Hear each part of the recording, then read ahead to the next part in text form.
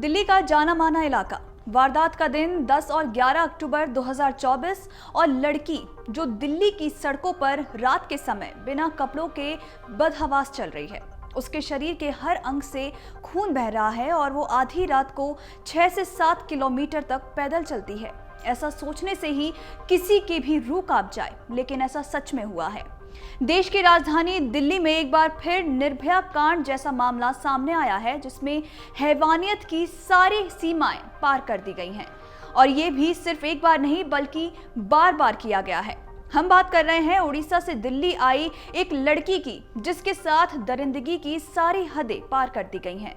पीड़िता दिल्ली में नर्स का काम करती थी। जिस दिल्ली में एक लड़की अपने सपने को सच करने आई थी, उसी दिल्ली में उसे ऐसा जख्म मिला है जो जिंदगी भर उसके साथ रहेगा।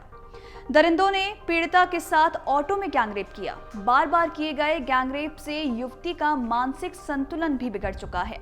ये मामला है दिल्ली के सराय काले खां इलाके का, जहां पीड़िता के साथ ऑटो में गैंगरेप किया गया और इसमें सिर्फ एक आदमी शामिल नहीं था बल्कि 3 लोग शामिल थे, जिनमें एक कबाड़ी, एक भिखारी और एक ऑटो चालक शामिल है।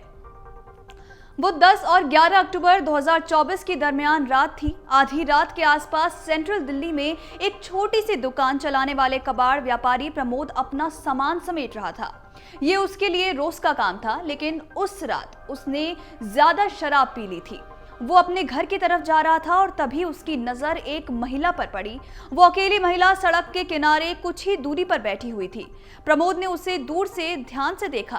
प्रमोद उस महिला के पास पहुंचा और फिर उससे बहला फुसला कर वहीं करीब में एक सुनसान जगह पर ले गया और उसके साथ दरिंदगी करने लगा।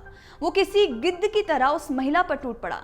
इसके बाद वहां एक और शख्स जा पहुंचा जो इलाके में जाना पहचाना भिखारी था। वो हमेशा नशे में चूर रहने के लिए कुख्यात था और उसके पैर कमजोर और विकलांग थे। पीड़ित महिला की मदद के बजाय वो भिखारी भी इस हैवानियत में शामिल हो जाता है और इसी तरह मामले का तीसरा आरोपी, जो कि ऑटो चालक बताया जा रहा है, वो भी इस हैवानियत में शामिल हो गया। पीड़िता के साथ ये हैवानियत कई घंटों तक चलती रही और बाद में पीड़िता को किसी सामान की तरह सड़क किनारे फेंक दिया गया। तो वहीं एक आर्मी से रिटायर अधिकारी ने मामले की जानकारी पुलिस को दी, जिसके बाद पुलिस मामले की जांच में जुट गई। दिल्ली पुलिस ने 21 दिन बाद ब्लाइंड रेप केस में 3 लोगों को गिरफ्तार किया है।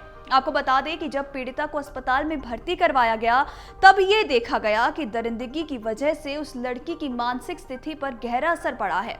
जांच में सामने आया कि पीड़िता इतनी सहमी हुई थी कि वो कुछ भी नहीं बता पा रही थी।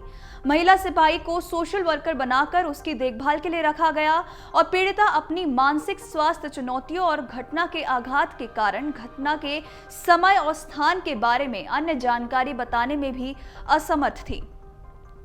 बता दें कि दिल्ली पुलिस ने 3 दिन पहले ही तीनों आरोपियों को पकड़ लिया है। आरोपियों की पहचान के लिए पुलिस ने रिंग रोड के करीब 700 सीसीटीवी कैमरा की फुटेज की जांच की थी और साथ ही साथ ऑटो की पहचान के लिए सीसीटीवी में नजर आए 150 से भी ज्यादा ऑटो की मैनुअल जांच कराई गई थी। इसके बाद जाकर आरोपियों की पहचान हुई और पुलिस ने तीनों आरोपियों प्रभु महतो, प्रमोद और मोहम्मद शमशूल को गिरफ्तार कर लिया। पुलिस लाइन के पास से उस ऑटो को भी बरामद कर लिया गया है, जिसमें आरोपियों ने पीड़िता के साथ गैंगरेप की वारदात को अंजाम दिया था। ये घटना बीते 10 या 11 अक्टूबर की रात की है, जब दिल्ली पुलिस के कंट्रोल रूम को तड़के 3:15 के आसपास एक आर्मी अफसर ने कॉल कर पीड़िता के बारे में जानकारी दी थी। कॉलर ने पुलिस को बताया था कि महिला ने लाल रंग का कुर्ता पहना है। वो सराय काले खां एरिया में सड़क के किनारे मौजूद हैं और उसे अत्यधिक ब्लीडिंग हो रही है। महिला की हालत देखकर अंदाजा लगाया जा सकता था कि महिला के साथ बुरी तरह गैंगरेप की वारदात को अंजाम दिया गया है। इसके बाद पुलिस ने सनलाइट कॉलोनी थाने में गैंगरेप की धाराओं के तहत एफआईआर दर्ज कर ली थी और जांच भी शुरू कर दी। पीड़िता उड़ीसा की रहने वाली है और सामाजिक क्षेत्र में 8 वर्षों से जुड़ी हुई है। बता दें कि उसने कई संगठनों में सक्रिय रूप में योगदान भी दिया है। अगर आप ये वीडियो YouTube पर देख रहे हैं तो हमारे चैनल को सब्सक्राइब कर बेल आइकन दबाएं और Facebook पर देख रहे हैं तो हमारे पेज को लाइक करें। 8 मिलियन प्लस सब्सक्राइबर, आपके इस भरोसे के लिए बहुत धन्यवाद।